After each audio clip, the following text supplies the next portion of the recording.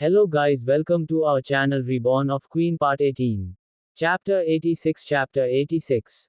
अब तक, जैसे कि हमने अपने पिछले भाग में पढ़ा, कि माही और राजकुमार तनिष्क दोनों ही राजा सोम की शक्तियां बढ़ाने के लिए राजा चंद्रसेन के राजकोष में एक महत्वपूर्ण वस्तु की तलाश में निकल गए, जहां पहुंचकर उन्हें कुछ मुश्किलों का सामना करना पड़ रहा है। अब आगे, राजकुमार तनिष्क धीरे से चलकर उसे बड़े से विशाल काले दरवाजे के पास पहुंचे। पर तभी अचानक कुछ याद कर उन्होंने अपने चलते कदमों को रोकते हुए पीछे खड़ी माही की तरफ मुड़कर एक प्रश्न किया। अगर हम इस दरवाजे को खोलने पर असफल रहे तो इसके क्या परिणाम हो सकते हैं? क्या हमें कोई भयानक परिणाम भुगतने पड़ेंगे? क्योंकि जिस तरह माही ने राजकुमार तनिष्क को बताया था कि ये दरवाजा उनके पूर्वजों द्वारा लिखी गई भाषाओं और मंत्रों से बंद किया गया है, तो इसे गलत तरीके का प्रयोग कर खोलने का परिणाम भी अच्छा नहीं हो सकता था। इन सभी बातों के बारे में सोचते हुए राजकुमार तनिष्क ने माही से यह सवाल किया। वही राजकुमार तनिष्क की बातें सुनकर माही ने कुछ समय सोचते हुए उनसे कहा, ज्यादा तो नहीं, परंतु अगर हम इस दरवाजे को खोलने में असफल रहे तो हम दोनों भी उन आकृतियों की तरह इसी दरवाजे के अंदर बंद हो जाएंगे। जिसे सुन राजकुमार तनिष्क हैरानी से माही की तरफ देखने लगे। क्या इस लड़की को अपनी जान के बिल्कुल परवाह नहीं थी कि अगर राजकुमार तनिष्क की एक भी गलती के कारण वह इस चीज में असफल रहे तो हो सकता है कि उनके साथ साथ उसकी भी जान को खतरा हो सकता है। इतने बड़े खतरे को जानने के बाद भी माही राजकुमार तनिष्क का साथ देने के लिए इस प्रकार खड़ी हुई है। क्या कोई व्यक्ति किसी दूसरे व्यक्ति के लिए इतना कुछ कर सकता है? यही सब ख्याल इस वक्त बार बार राजकुमार तनिष्क के मन में चल रहे थे, जहां उनके खुद के अपनों में उनका कभी साथ नहीं दिया, साथ तो दूर उनका परिवार उनकी जान का दुश्मन बना हुआ है। वहां आज एक अनजान लड़की उनकी सहायता के लिए अपनी जान को इस तरह खतरे में डालने से भी एक बार पीछे नहीं हट रही थी, जिस चीज ने राजकुमार तनिष्क को बहुत ही ज्यादा प्रभावित किया था। उनके मन में आज माही के लिए इज्जत और सम्मान और अधिक बढ़ गया था। राजकुमार तनिष्क ने एक बड़ी सी मुस्कान लिए माही की तरफ देखा और माही को आश्वासन दिलाते हुए कहा, आप चिंता मत कीजिए वेद माही, मैं कोई भी गलती नहीं करूंगा। जिसे सुन माही हल्का सा मुस्कुरा दी। वही राजकुमार तनिष्क भी अपने ऊपर विश्वास कर उन्होंने अपने कदम उसे दरवाजे की तरफ एक बार फिर बढ़ा दिए। माही के उसे जवाब ने उनके मन में चलते उन हजारों सवालों पर एक ही बार में लगाम लगा दी थी। इसलिए आज राजकुमार तनिष्क ने ठान लिया था कि अगर आने वाले जीवन में माही को कभी भी उनकी सहायता की आवश्यकता पड़ेगी तो वह उसके लिए अपनी जान तक देने के लिए हमेशा तैयार रहेंगे। यही सब सोचते हुए राजकुमार तनिष्क आगे की तरफ बढ़े। उन्होंने एक गहरी सांस लेकर अपनी आंखें बंद की और अपने पास से एक खंजर निकालकर अपने हाथों पर एक छोटा सा कट लगा लिया, जिसे लगते ही उनके हाथों से खून बहने लगा। जिसे देख राजकुमार तनिष्क ने माही द्वारा बताए गए मंत्र का प्रयोग करते हुए धीरे धीरे अपने खून से वहां पर लिखे गए उन सभी शब्दों को एक बार फिर बनना शुरू कर दिया। कुछ ही समय में राजकुमार तनिष्क ने सभी आकृतियों का पूर्ण निर्माण कर दिया था। वही माही जो राजकुमार तनिष्क के पीछे खड़ी होकर उनके द्वारा किए जा रहे कार्य को बहुत ध्यान से देख रही थी, उसके चेहरे पर भी अब परेशानी की लकीर आने लगी थी। राजा सोम ने माही को बताया था कि इस कार्य में बहुत ज्यादा खतरा हो सकता है, जिसे सोचकर ही माही इस समय काफी परेशान नजर आ रही थी।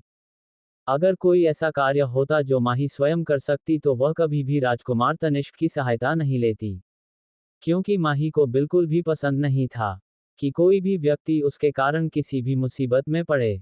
इसलिए अब उसे राजकुमार तनिष्क की काफी ज्यादा फिक्र हो रही थी। इस वक्त माही ने ठान लिया था कि अगर यहाँ कुछ भी समस्या आई तो वह सबसे पहले राजकुमार तनिष्क को उसे बाहर निकालने की अपनी पूरी कोशिश करेगी, जिसके लिए माही अब पूरी तरह तैयार थी।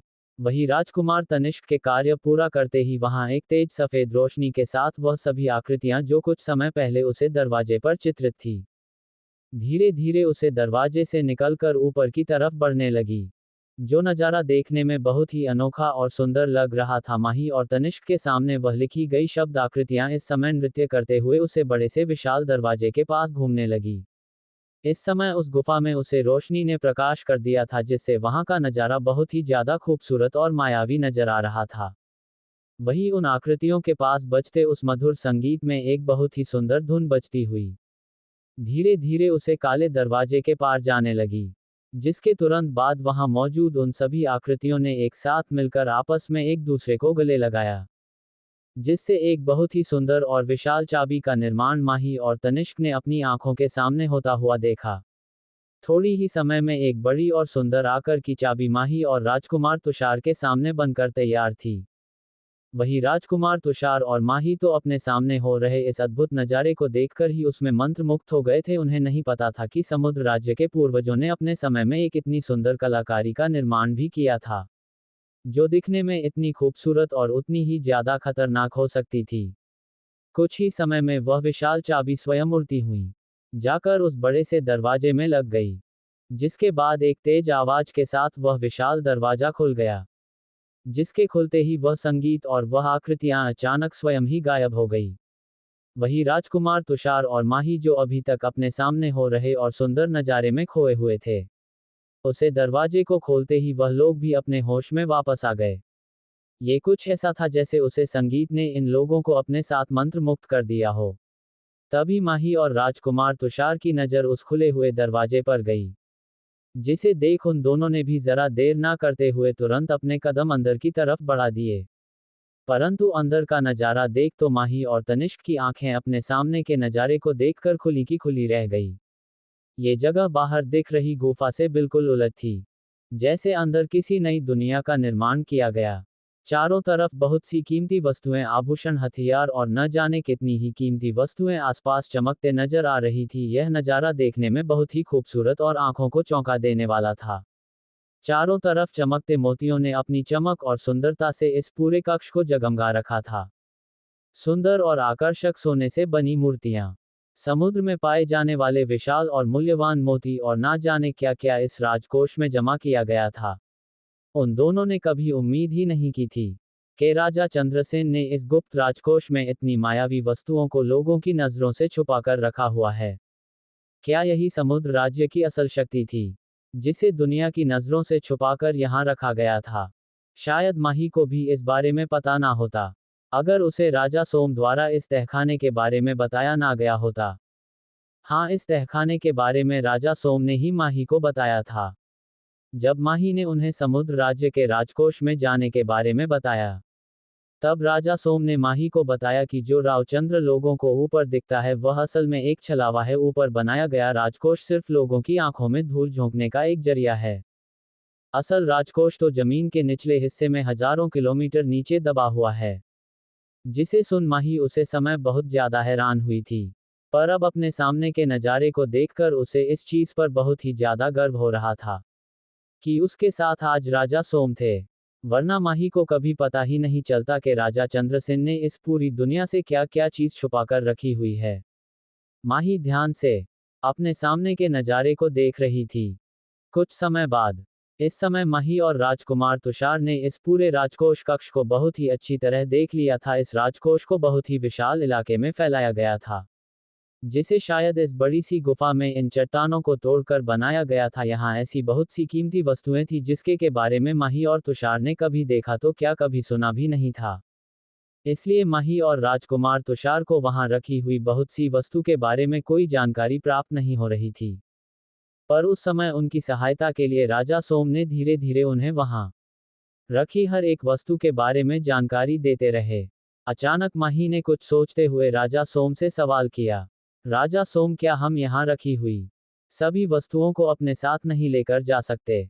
जिसे सुन राजा सोम ने हंसते हुए माही से कहा, यह कुछ ज्यादा ही लालच हो जाएगा छोटी माही। तुम्हें ऐसा नहीं करना चाहिए। अगर इस चीज की खबर गलती से भी चंद्रसेन को लगी तो हो सकता है तुम्हारे लिए यहाँ खतरा और भी बढ़ जाए। और रही इस सारे खजाने की तो तुम चिंता मत करो, ये यही सुरक्षित रहेगा। जिसे सुन माही ने राजा सोम से सवाल किया, क्यों, क्या राजा चंद्रसेन इस किस्मती खजाने को अपने लाभ के लिए समाप्त नहीं कर देगा? जिसे सुन राजा सोम ने माही को जवाब देते हुए कहा, नहीं, क्योंकि इस खजाने का कोई भी व्यक्ति तभी लेकर जा सकता है जब उसे इसका सदुपयोग करना हो। जिसे सुन माही ने असमंजस में राजा चंद्र सोम से सवाल किया, मतलब आप कहना क्या चाहते हैं? जिसे सुन राजा सोम ने कुछ समय चुप रहने के बाद माही को आगे बताना शुरू किया। जैसे कि तुम जानती हो, रहा स्थान और यहाँ के बने इन चित्रों को हमारे पूर्वजों द्वारा निर्मित किया गया है। जब इस जगह का निर्माण किया गया था तो उसमें समुद्र के जीवों का भी एक खास योगदान रहा, जिसे बाद में इस खजाने के बंटवारे पर सवाल उठने लगे कि आखिर किस व्यक्ति को इसमें कितना भागीदार होना चाहिए, और इस चीज पर लंबे समय तक बहस होती रही।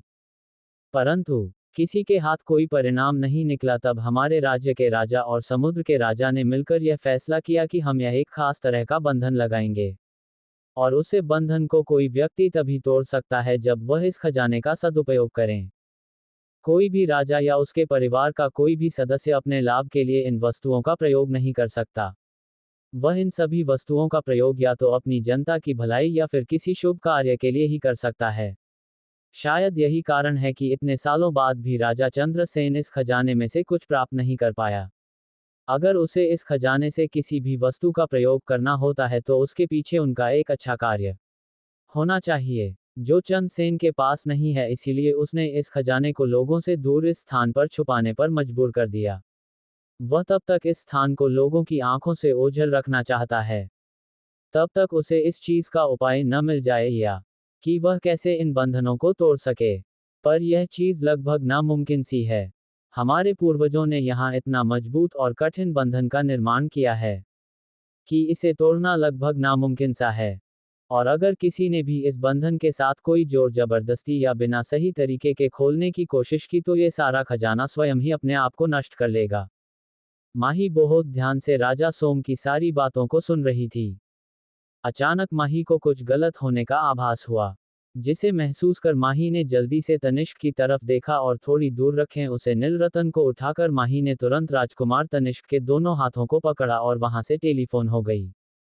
तो क्या होगा आगे, और क्यों माही इस तरह गायब हो गई? Chapter 87 chapter 87।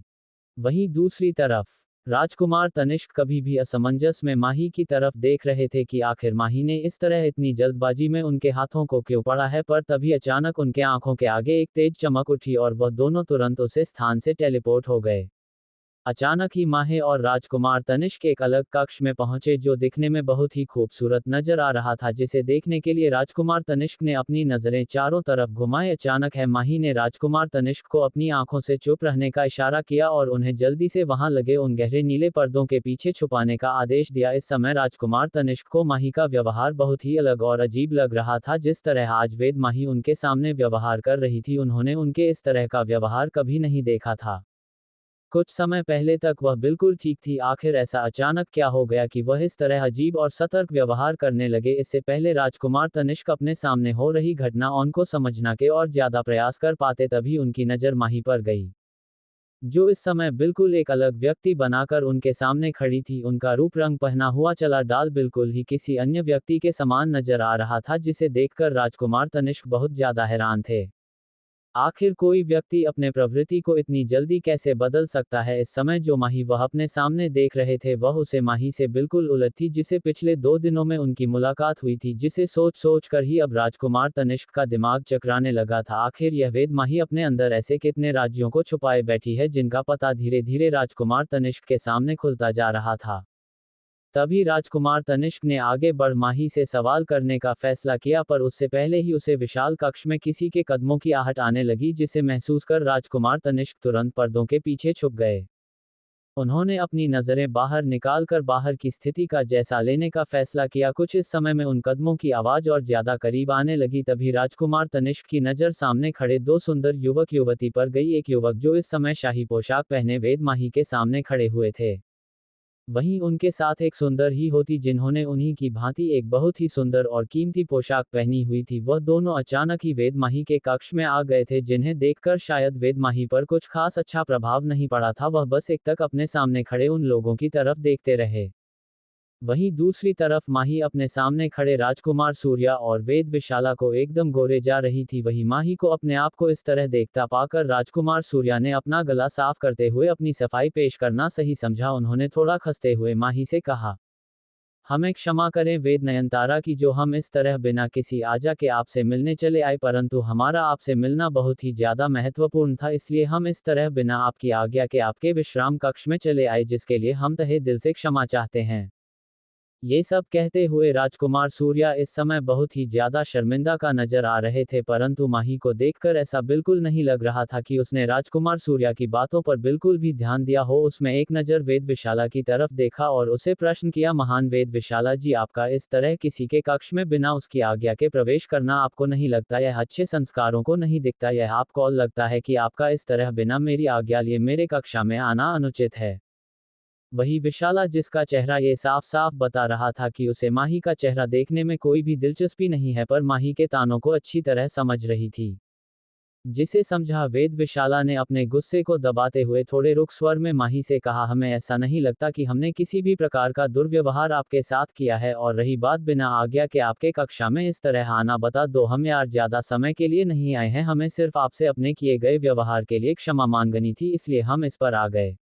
और आपको तो पता ही होगा, एक वेद के लिए बिना अनुमति के लोगों का इस तरह आना बहुत ही आम बात है, आखिर उन्हें हर समय किसी न किसी समस्या के लिए तैयार रहना ही पड़ता है, तो आपको इस छोटी सी बात को इतना बढ़ाने की जरूरत नहीं है। हम सिर्फ आपसे यहाँ क्षमा मांगने आए हैं और हमें लगता है अब हमारा कार्य समाप्त हो चुका है, इसलिए हम चलते हैं। विशाला ने बिना माही और ना ही राजकुमार सूर्या की बातों को सुने सीधा वहां से अपने कक्ष की तरफ बढ़ता ही सही समझा। विशाला किसी भी कीमत पर माही से क्षमा मांगना नहीं चाहते थे, परंतु राजकुमार सूर्य के डर और उन्हें वापस राज्य भेजने की धमकी के कारण ही आज विशाला माही से क्षमा मांगने के लिए यहाँ आई थी, इसलिए वह इस समय बहुत ही ज्यादा अपमानित और क्रोधित नजर आ रही थी।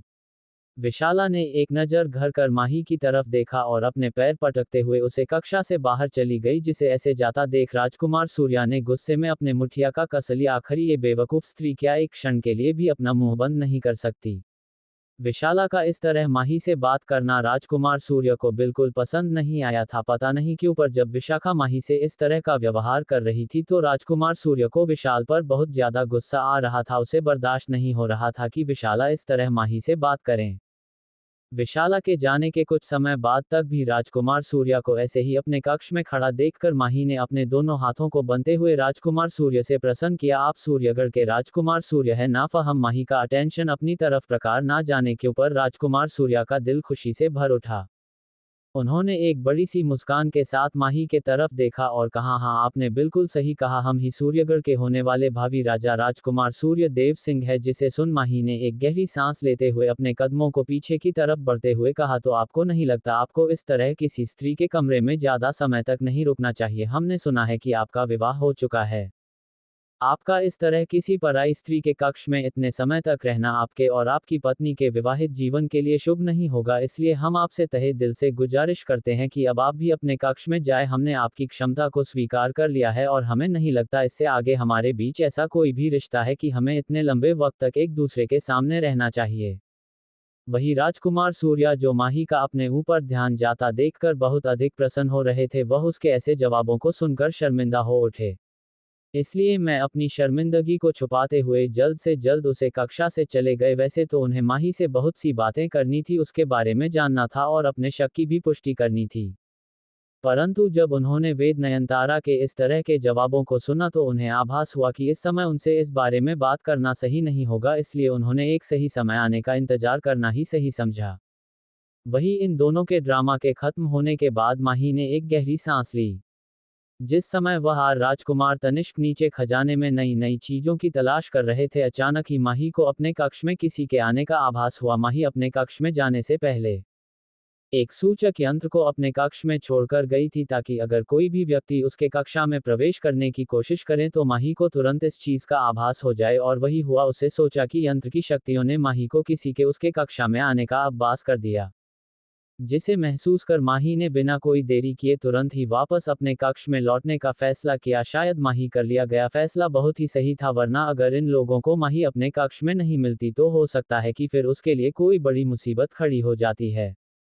अपने बीती हुई बातों को सोते हुए माही ने एक गहरी सांस दी और पास रखे कुर्सी पर बैठकर पानी का एक प्याला भर। अचानक ही माही का कुछ याद आया, जिसे सोच माही ने एक और प्याले को भरते हुए अपनी नजरें पर्दे के पीछे करते हुए कहा, अब आप पर्दों से बाहर आ सकते हैं राजकुमार तनिष्क। चैप्टर 88 अब आगे।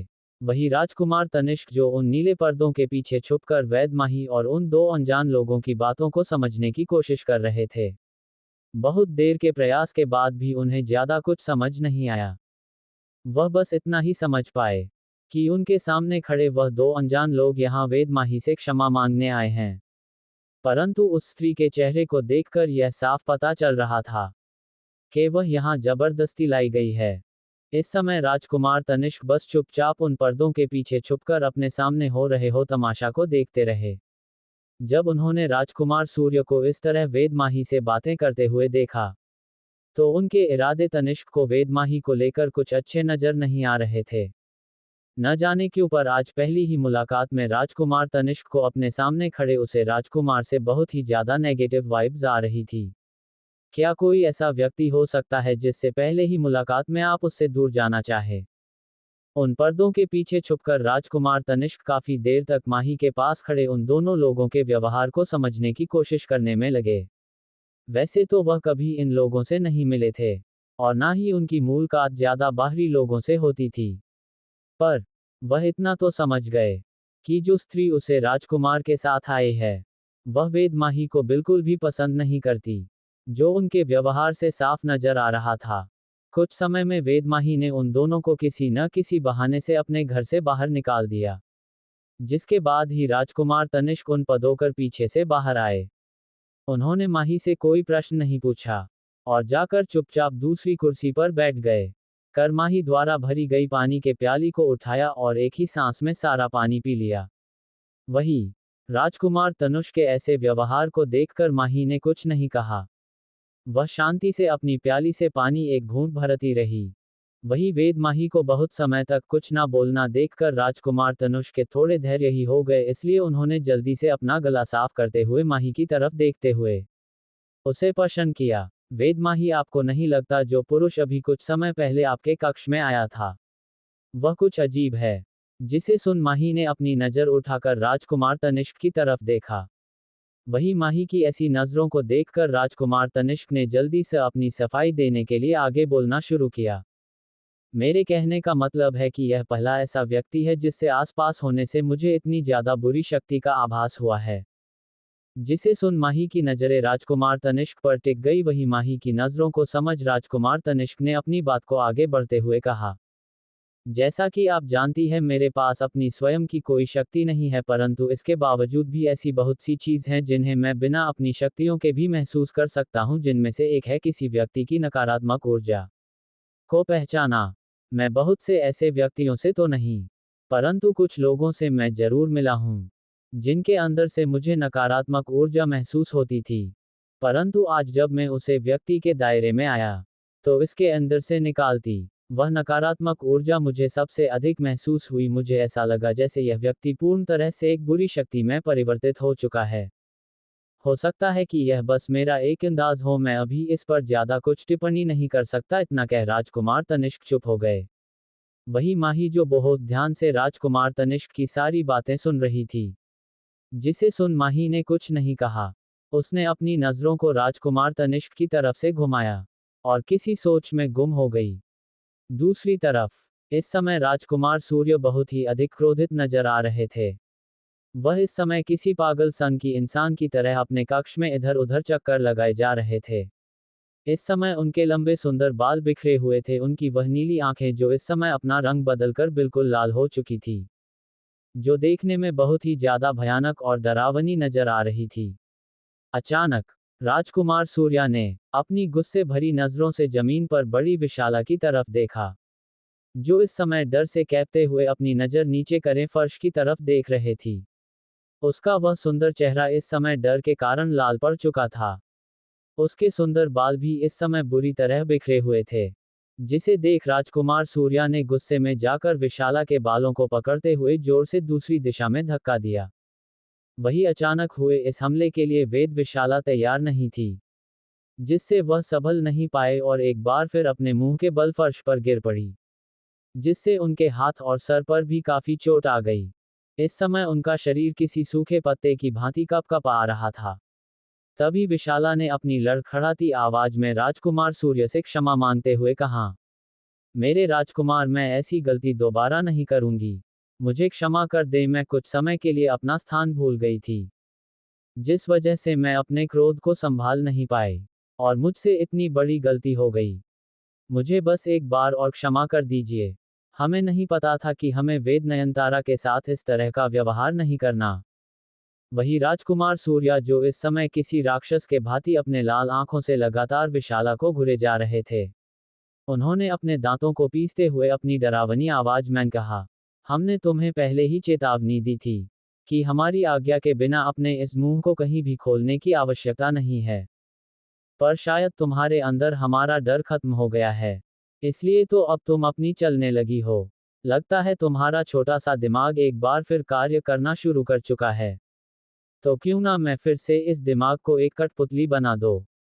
जिसे सुन विशाला ने जल्दी से राजकुमार सूर्य के पैरों को पकड़ते हुए कहा, हमें बस एक बार क्षमा कर दीजिए, हम ऐसी गलती दोबारा नहीं करेंगे। बस एक इस बार हमें क्षमा कर दीजिए मेरे मालिक। मैं अब दोबारा ऐसी कोई गलती नहीं करूंगी जिससे आपको किसी भी समस्या का सामना करना पड़े। बस एक बार मुझे क्षमा कर दीजिए। इसके बाद हम कभी कोई गलती नहीं करोगे। इसी तरह न जाने कितनी बार वेद विशाला ने अपने सर को जमीन पर पटकते हुए राजकुमार सूर्य से क्षमा मांगी, जिसे देख राजकुमार सूर्या ने गुस्से में आकर अपनी शक्ति से वेद विशाला को दूर फेंक दिया। दफा हो जाओ मेरी आंखों के सामने से, अन्यथा मैं नहीं जानता मैं तुम्हारे साथ क्या करूंगा। अगर मुझे तुम्हारी जरूरत नहीं होती तो मैं कब का तुम्हें आज यही नष्ट कर देता। जिसे सुन वेद विशाला बुरी तरह डर गई। तभी राजकुमार सूर्य की आवाज एक बार फिर विशाला के कानों में आई, और याद रखना ये तुम्हारी पहली और आखिरी गलती होनी चाहिए। अगर इसके बाद तुमने ऐसा कुछ करने की कोशिश की जिस वजह से मेरे किसी भी कार्य में कोई भी बाधा आए, तो याद रखना मैं तुम्हारी वह हालत करूंगा जिससे तुम्हारी रूह 100 सालों तक आजाद नहीं हो पाएगी। जिसे सुन वैद विशाला ने अपना सर हाँ में हिलाया और अपने लड़खड़ाते कदमों से उसे उस कक्ष से बाहर जाने लगी। वही दूर एक गहरी काले जंगल में दो काली परछाइयां लगातार एक स्थान से दूसरे स्थान पर गायब होते हुए उसे गहरे जंगल को चीरते हुए आगे की तरफ बढ़ती जा रही थी। अचानक ही वह दो परछाइयां एक स्थान पर रुकी। इस समय उनके सामने एक बड़ी विशाल चट्टान थे, जिसे देख उन दोनों काली परछाई ने अपने सामने मौजूद उसे बड़े से पर्वत की एक चट्टान को अपनी शक्ति द्वारा हटाए, जिसके बीच में एक छोटी सी गुफा मौजूद थी। उन दोनों काली परछाइयां ने ज्यादा समय व्यर्थ ना करते हुए तुरंत उसे गुफा में प्रवेश किया। इसके बाद उन्होंने उसे विशाल पत्थर को वापस उसे चट्टान में जोड़ दिया। उसे गुफा का दरवाजा बंद होते ही उसे गुफा में चारों तरफ अंधेरा छा गया। तभी एक व्यक्ति ने अपनी कुछ शक्तियों का प्रयोग कर वहां चारों तरफ प्रकाश फैला दिया, जिससे उस गुफा को साफ साफ देखा जा सकता था। यह एक गहरी और विशाल गुफा थी, जो बाहर से किसी चट्टान की भांति नजर आ रही थी, परंतु अंदर से यह एक विशाल और रहस्यमयी नजर आ रही थी। अपना कार्य होने के बाद उन दोनों काली परछाइयां ने गुफा में आगे चलना शुरू किया। कुछ इस समय में वह लोग एक बर्फीले स्थान पर जा पहुंचे। इस जगह पर चारों तरफ बर्फ जमी हुई थी, जिसके बीचों बीच एक व्यक्ति जो बर्फ की कई सालियों में बंद था, वहां अपनी आंखें बंद किए हुए बैठा हुआ था। वह जिसे देख उन दोनों परछाइयां ने तुरंत अपने घुटनों के बल बैठते हुए सामने ध्यान मुद्रा में बैठी उसे परछाई को नमन करते हुए कहा, प्रभु हमने अपनी जांच को पूरा कर लिया है। वही वह आकृति जो अभी तक चारों तरफ से बर्फ से घिरी हुई थी, अचानक ही वह बर्फ धीरे धीरे टूटकर नीचे गिरने लगी, जिसके बीच में से एक सुंदर युवक निकलकर बाहर आया। ये युवक कोई और नहीं बल्कि संत देवेश थे। संत देवेश ने धीरे से अपनी आंखें खोलकर सामने खड़े अपने दोनों दसों की तरफ देखा। तभी उनमें से कालके ने आगे आते हुए अपने पास से एक चित्र निकालकर संत देवेश के सामने रखते हुए कहा, प्रभु ज्यादा तो नहीं, पर हमें यह वस्तु खूनी कबीले से प्राप्त हुई है। हमें लगता है जरूर वह सभी कुछ बड़ी योजना बना रहे हैं। वही संत देवेश, जिसकी नजरें इस समय उसे चित्र पर बनी हुई थी, उन्होंने कालके की बातों का कोई जवाब नहीं दिया। वह बस एकटक उसे चित्र को देखते रहे, क्योंकि उनके सामने रखा हुआ चित्र और किसी का नहीं बल्कि माही का था, जिसमें वह अपने मीरा अवतार में थी। संत देवेश एकटक बस माही के उसे तस्वीर को देख रहे थे। तभी कौलके और उसे दूसरे सेवक के कानों में संत देवेश की आवाज आई, बहुत लंबा समय हो चुका है, हमारे मित्र से मुलाकात नहीं हुई। हमें लगता है आप हमें समुद्र राज्य लौटना चाहिए। जिसे सुन कल्के और उसे सेवक जिसका नाम विशंभर था उन दोनों ने एक दूसरे की तरफ देखा और अपना सर झुकाते हुए संत देवेश की आज्ञा ले वहां से गायब हो गए। वही संत देवेश तुरंत अपनी स्थान से खड़े होते हुए आगे की तरफ बढ़ गए, जिसके साथ अचानक ही उनके पीछे एक परछाई प्रकट हुई, जिसे झुककर संत देवेश को प्रणाम किया। ये परछाई बाकी परछाइयां से काफी अलग थी। यह एक बादल के समान सफेद और चारों तरफ एक अलग ही प्रकाश से भरी हुई थी। वही संत देवेश ने आगे बढ़ते हुए उसे परछाई से कहा, बादल जाओ और जाकर पता करो, आखिर खूनी कबीले में इस तस्वीर के होने का क्या तात्पर्य है, और आखिर क्यों समुद्र राज्य के जंगलों में उन लोगों ने इस तरह माही के ऊपर हमला करवाया था। जिसे सुन वह बादल नामक परछाई ने संत देवेश के आगे सर झुकते हुए गायब हो गया। कुछ समय बाद, इस समय संत देवेश उसे गहरी गुफा से बाहर आ चुके थे। वह उसे विशाल चट्टान के ऊपर खड़े हुए एकटक सामने उसे सुंदर चंद को देख रहे थे। उनके लंबे काले बाल जो आसपास चलती हवाओं के कारण लहरा रहे थे, वह इस समय उनके सुंदर चेहरे के साथ एक बहुत ही लुभावना चित्र बना रहे थे। इस समय संत देवेश अपनी आंखों को बंद किए हुए अपने आसपास से गुजरती हवाओं को महसूस कर रहे थे। अचानक ही एक परछाई संत देवेश के बगल में आकर खड़ी हो गई, जिसके सफेद लंबे बाल इस समय हवा में लहरा रहे थे। उसने भी संत देवेश के भांति एक लंबा सफेद बागा पहना हुआ था, जो हवा के कारण ऊपर के तरफ लहरा रहा था। उसे व्यक्ति की भी नजरें संत देवेश की तरह ऊपर आसमान में चमक रहे चांद की तरफ ही थी। कुछ समय उसे माहौल में इसी तरह शांति बनी रही। ना ही संत देवेश ने कुछ बोला और ना ही उनके पास खड़े उसे सुंदर युवक ने। तभी संत देवेश की आवाज इस सुंदर युवक के कानों में गई, तुम्हें नहीं लगता कि तुम्हें एक ही प्रश्न बार बार मुझसे नहीं पूछना चाहिए? और क्या तुम्हारे पास इतना खाली समय है कि तुम बार बार यहाँ मुझसे मिलने चले आते हो? जिसे सुन उस सुंदर युवक के चेहरे पर एक बहुत ही खूबसूरत सी मुस्कान आ गई। उसने मुस्कान हुए संत देवेश की तरफ देखते हुए कहा, अब अगर मेरे भाई ने अपनी जिंदगी को बर्बाद करने का फैसला ले ही लिया है तो तुम्हें नहीं लगता मुझे उसका सहयोग देने के लिए उसके पास होना चाहिए? इतना का उसके चेहरे की मुस्कान भी ज्यादा गहरी हो गई। जिसे सुन संत देवेश ने कोई जवाब नहीं दिया, परंतु अचानक ही उसके चेहरे के वह चंचल भाव कहीं गायब हो गए, और उसने थोड़ा गंभीर होते हुए फिर से सामने की तरफ देखते हुए कहा, तुम्हें नहीं लगता तुम्हें छोटी लड़की को सब कुछ बता देना चाहिए? तुम जानते हो कि इस समय कितना बड़ा खतरा हम सभी के ऊपर मंडरा रहा है, और अगर हमने इस चीज का भी समाधान नहीं किया तो यह चीज कितनी आगे बढ़ सकती है। जिसे सुन संत देवेश ने एक हल्की सी मुस्कान के साथ अपनी आंखों को बंद करते हुए उसे सुंदर युवक से कहा, तुम जानते हो हम चाहकर भी उसे चीज को नहीं रोक सकते, विनाश तो होगा जिसे रोकना अभी हमारे बस में नहीं है। तुम कितने भी प्रयास कर लो पर आने वाले खतरे को हम नहीं रोक सकते, हम बस उसका सामना कर सकते हैं। यही विधि के विधान में लिखा हुआ है। जिसे सुन अब उन दोनों ने ही एक दूसरे से कोई प्रश्न नहीं किया। इस समय उसे पूरे स्थान पर बस हवाओं के चलने और कुछ जानवरों रों के गरजने की आवाज ही फैली हुई थी। चैप्टर 89 एक सुहावना दिन। अब आगे, कल के इतनी मुश्किल समय के बाद आखिरकार एक नई सुबह हुई, जो अपने साथ एक नई उम्मीद की किरण लेकर आई। महीना धीरे से अपनी आंखें खोल इस नई सुबह का स्वागत किया। न जाने क्यों आज उसका दिल बहुत ही शांति और खुशी महसूस कर रहा था। इतने लंबे समय के बाद महीने एक बहुत ही अच्छी नींद ली थी, जिस चीज का पता उसके चमकते चेहरे से नजर आ रहा था। महीने एक बड़ी सी मुस्कान के साथ अपने आसपास बाटी ठंडी हवाओं को महसूस करने के लिए अपनी आंखें बंद की और कुछ समय इसी तरह इन हवाओं को महसूस करने लगी। अचानक ही माही के दरवाजे पर दस्तक हुई, जिसे सुन माही ने अपने आंखें बिना खोले ही बाहर खड़े व्यक्ति को अंदर आने की आज्ञा दी। जिसे सुन दो दासियां अपना सर झुकाए माही के कक्षा के अंदर आई। राजकुमारी रूपाली के ठीक होने की खबर इस समय पूरे राज्य में फैल चुकी थी। जिसे सुन पूरे राज्य में एक खुशी का माहौल बना हुआ था। राजकुमारी रूपाली के ठीक होने की घटना ने पूरे समुद्र राज्य में एक त्योहार का माहौल बना दिया था।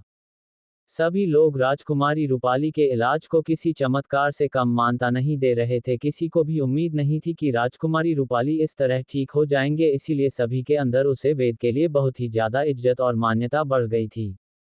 आज सुबह से ही राजमहल के आगे बहुत से अमीर और राजमहल के अधिकारियों की भीड़ लगी हुई थी। सभी उसे चमत्कारी और अनोखे वेद से मुलाकात करना चाहते थे, जिन्होंने कुछ ही क्षण में राजकुमारी रूपाली की इतनी भयानक बीमारी को ठीक कर दिया था। सर यही कारण था कि आज यहाँ की दासियां भी माही को बहुत ज्यादा सम्मान दे रही थी। वह दोनों दासियां बहुत ही ज्यादा विनम्रता से माही की तरफ बढ़ी और झुकते हुए माही को प्रणाम किया। वेद नयनतारा की हमें आपकी सेवा करने के लिए राजा द्वारा आदेश दिया गया है। कृपया अगर हमसे कोई भूल हो जाए तो हमें क्षमा कर दीजिएगा। अभी आपके स्नान का समय हो चुका है, आपका पानी तैयार है, क्या हम आपकी स्नान में सहायता कर दें? जिसे सुन माही ने उन दोनों से मना करते हुए खुद को अकेले छोड़ने का आदेश दिया। जिसे सुन वह दोनों दासियां ने पहले एक दूसरे की तरफ देखा और फिर अपना सर झुकाते हुए माही की आज्ञा मानकर वापस कक्षा से बाहर चली गई। वही माही भी स्नान करने के लिए दशन द्वारा तैयार किए गए स्नानगृह की तरफ बढ़ गई। माही को अपनी आगे की योजनाएं बनाने के लिए अपने दिमाग को शांत करने की आवश्यकता थी और दिमाग को शांत करने का सबसे अच्छा तरीका था एक अच्छा स्नान लेना। इसलिए माही ने उन दोनों दशन को वहां से जाने की आज्ञा दे दी थी। कुछ इस समय में माही उसे सुंदर और विशाल स्नानगृह तक पहुंच गई, जहां पानी को सुंदर और खुशबूदार गुलाबों और इत्रों से सजाया गया था। यह एक बहुत ही बड़ा पानी से भरा हुआ तालाब था। इसके आसपास कुछ सुंदर कमल के पौधों को भी बिछाया गया था, जो दिखने में बहुत ही खूबसूरत और लुभावने लग रहे थे। सच में इसे एक बेहतरीन स्नान घर कहा जा सकता था। ये सभी राजा चंद्रसेन द्वारा किए गए इंतजाम थे, जिन्होंने राजमहल में सभी को यह आदेश दिया था कि वेद नयनतारा को किसी भी चीज की कोई कमी रहनी चाहिए। उन्हें हर एक वस्तु, हर एक सामग्री उच्च कोटि की प्रदान की जाए। वही माही अपने आप को दी जाने वाली इस उच्च कोटि की सेवा का आनंद लेने के लिए आज पूरी तरह तैयार थी। माही ने बहुत समय तक एक लंबा और आरामदायक स्नान लेने के बाद वह वापस अपने कक्ष में लौटी, जहां उसके आने से पहले ही उसके लिए स्वादिष्ट भोजन की एक लंबी लाइन रखी हुई थी, जिसे देख माही के पेट में अब तक सो रहे चूहों ने जंग छेड़ दी थी। माही तो अपने सामने उन अनोखे और विशाल भोजन की लंबी लाइन को देखकर तो कुछ पल के लिए सदमे में अपने सामने रख हुई सामग्री को देखते ही रह गई।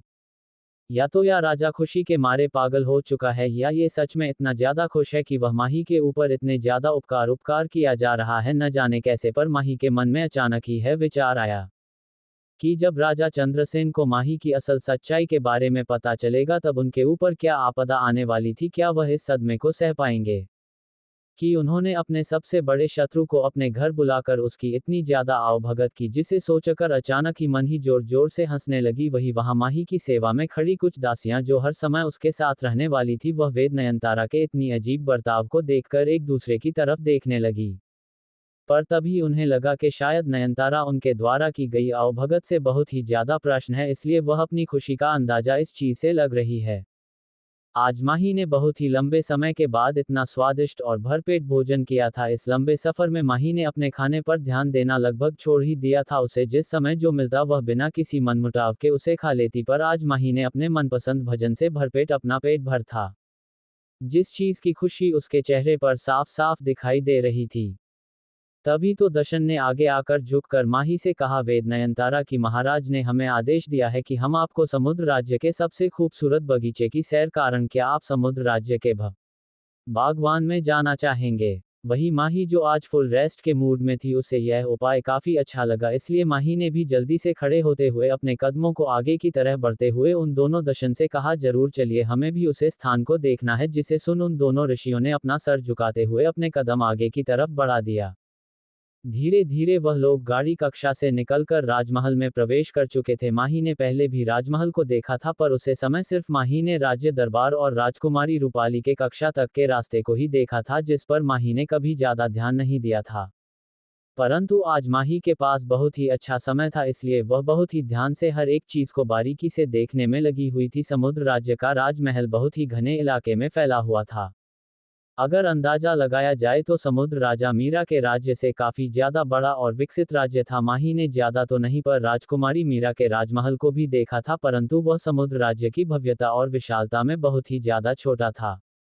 जिस रास्ते पर माही अभी चल रही थी वह समुद्र राज्य के विशेष भगवान की तरफ जाता था, जो राजमहल के बीचों बीच बनाया गया था। इस समय माही एक लंबे सुंदर रास्ते पर बढ़ती हुई अपने आसपास के नज़ारे को ध्यान से देख रही थी।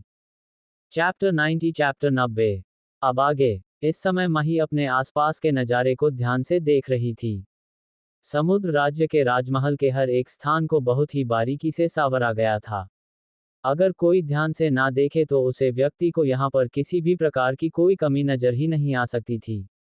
राजमहल की हर एक चीज को बहुत ही सुशोभित और सुंदरता से सजाया गया था। जो दिखने में लोगों के ऊपर अपना अलग ही एक आकर्षक छोड़ रही थी।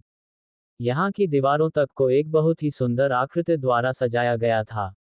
शायद ये समुद्र राज्य की विशेष कला थी, जो माही को लगभग हर एक स्थान पर देखने को मिल रही थी, जिससे यह अनुमान लगाना मुश्किल नहीं था कि राजमहल की दीवारों पर यह चित्र कुछ खास कारण से बनाए गए थे। माही ने रास्ते में कई समुद्री जीवों के चित्रों को भी देखा, जिन्हें मूर्तियां में बनाया गया था।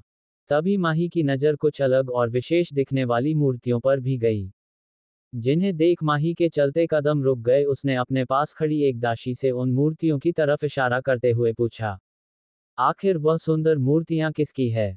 जिसे सुन उन दासियों ने माही के प्रश्न का जवाब देते हुए कहा, वेद नयनतारा जी, यह मूर्तियां समुद्र राज्य के पूर्वज और समुद्र जीवों के पूर्वजों की है, जिन्हें कुछ यादों के तौर पर समुद्र राज्य के पहले रहे राजाओं ने बनवाया था। इसे आप समुद्र राज्य की धरोहर भी कह सकती हैं। इन मूर्तियों को समुद्र के नीचे मिलने वाले विशेष पत्थरों और नीलम पत्थरों द्वारा तैयार किया गया है, इसलिए यह बहुत ही ज्यादा मूल्यवान और विशेष है। जिसे सुन माही काफी हैरान थी। अगर समुद्र राज्य अपनी इतनी कीमती चीजों को इस तरह सजावट की सामग्री में सभी के आगे लगा सकता है, तो पता नहीं और कितनी ज्यादा कीमती वस्तुएं समुद्र राज्य के पास होंगे। जिसे सोच सोच कर ही माही का दिमाग चकरा रहा था। आखिर समुद्र राज्य के पूर्वज कितने ज्यादा धनी और संपत्ति से पूर्ण होंगे, जिस चीज का अंदाजा माही भी नहीं लग पा रही थी। कुछ देर उन मूर्तियों को देखने के बाद माही ने अपने कदम आगे की तरफ बढ़े। जिस रास्ते से माही गुजर रही थी, वहां बहुत से विशाल और सुंदर गलियारों का निर्माण किया गया था, जिनके बीचों बीच बहुत से सुंदर भवनों का भी निर्माण किया गया था। समुद्र राज्य की सबसे खास बात माही को ये लगी कि इन लोगों ने जगह जगह पानी के इतनी खूबसूरत तालाबों को बनाया हुआ था, जिन्हें देखकर ही कोई व्यक्ति अपने आप को उस सुंदर नज़ारे में खोने से रोक ना सके।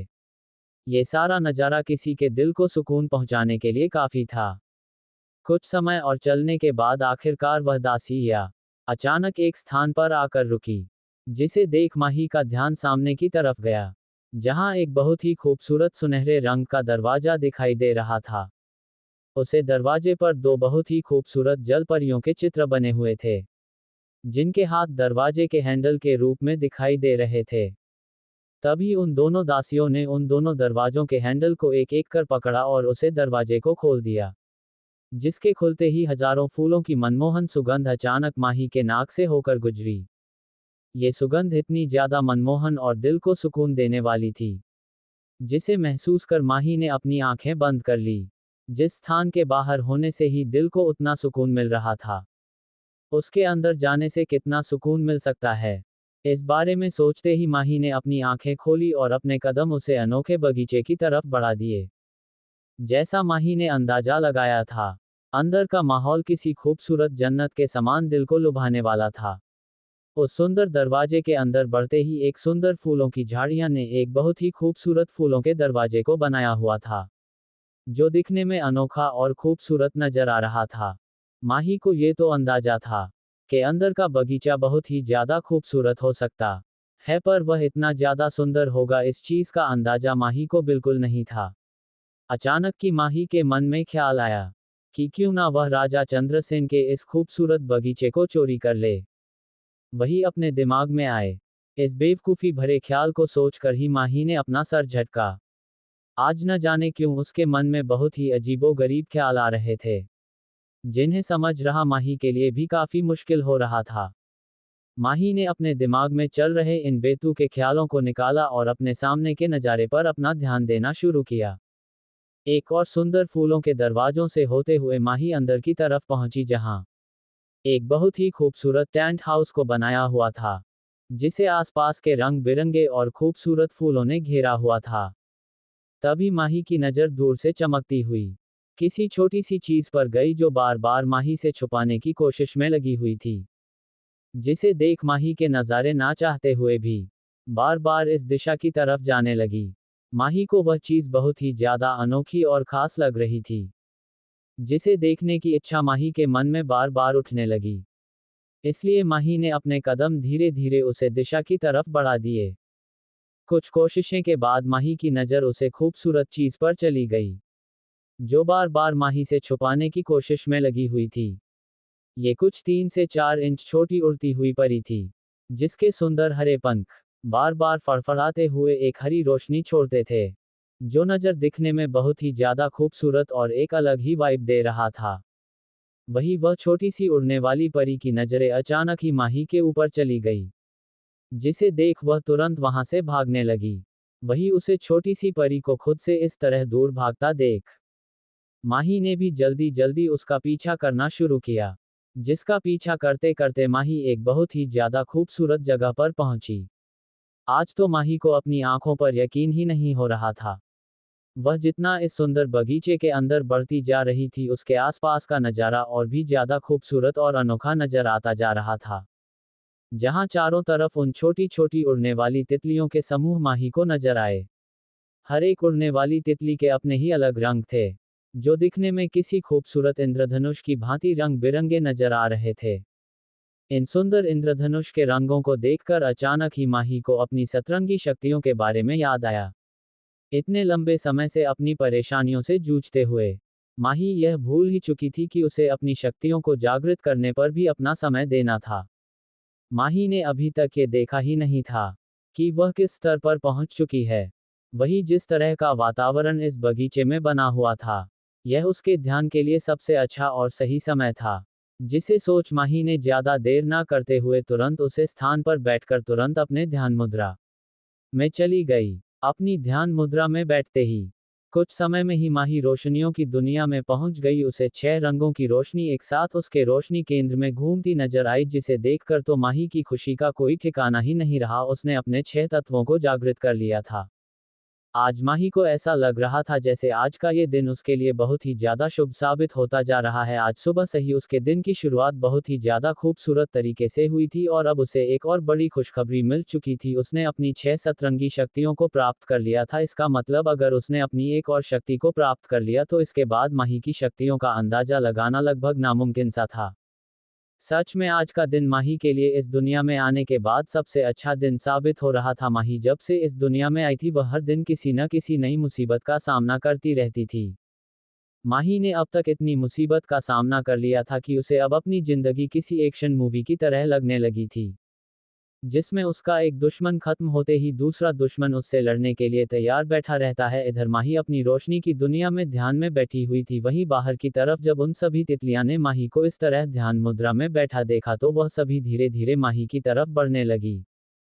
कुछ ही समय में वह सभी माही की तरफ पहुंच गई, जहां जाकर माही के पास से निकलती उसे सकारात्मक ऊर्जा को महसूस कर उन सभी छोटी छोटी परियों ने माही के आसपास घूमने शुरू कर दिया। अगर कोई व्यक्ति इस समय इस नज़ारे को देखा तो शायद वह इस नज़ारे में अपने आप को खोने से रोक नहीं पाता। उन सुंदर तितलियां के बीच में ध्यान मुद्रा में बैठी माही इस समय किसी अप्सरा के भांति खूबसूरत और एक अलग ही शक्ति से भरी हुई ऊर्जा जैसी नजर आ रही थी। वैसे तो माही ने अपने रूप को बदला हुआ था, पर उसकी शक्तियों से निकलती चमक और उसके चेहरे पर आई बहार आना उसे सबसे अलग और खूबसूरत बनाने में कोई कमी नहीं छोड़ रही थी।